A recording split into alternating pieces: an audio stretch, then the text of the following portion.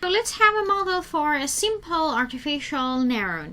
Here is our example about some patients which we want to see if they are diabetics or not. In this example, we just wrote a function for classification ax plus by plus c equals to 0. Our inputs here are x1, x2, x3 through x of n. In reality, there are more than one parameter to help us making decision for our classification. So it's not only one factor here, there are actually more elements that have some effect on our decision for drawing this classifier line. But you might also ask, so what happened to the b? Here we have b of y. b is an element which doesn't have any effect in our decision. Let's say b is height of the patient. It doesn't have really effect to our making decision for if the person is diabetic or not. So some data, they don't have any effect on our output. We have this y here, but the weight of y is just 0. We don't consider it. It's just like b is 0. If b is equal to 0, then it means the effect of this y in our output would be 0. Take a look at this one. Here we have different weight for each input. It means each input has a specific effect on the output, and we show it with w1, w2 through w.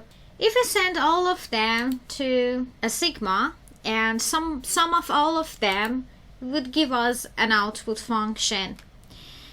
But before that, here we have some other factor, very important factor, which we call it bias of our system.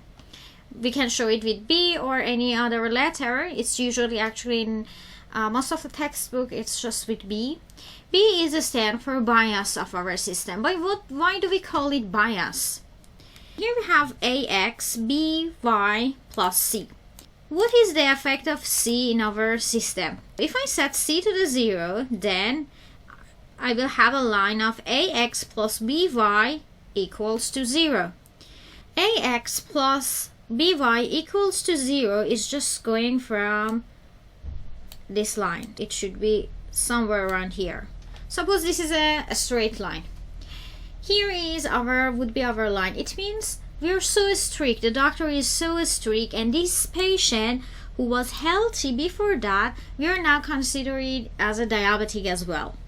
So this C is showing the bias of the system and how strict is a doctor. And if we just increase the amount of C, then we will have a line somewhere here. It means all the patients now are healthy. This bias will show how strict is our system. Of course, it has also some effect, and we can show this effect by W0. And then sum of all of them is giving us an output function, which we call it usually as an activation function. This is our net signal, and net signal is giving us some activation function. Let me just erase it all.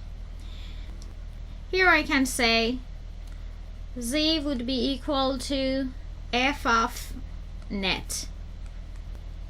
This net signal is equal our bias B plus some weight W1 X1, and here we have W2 X2 plus just goes till W of n X of n.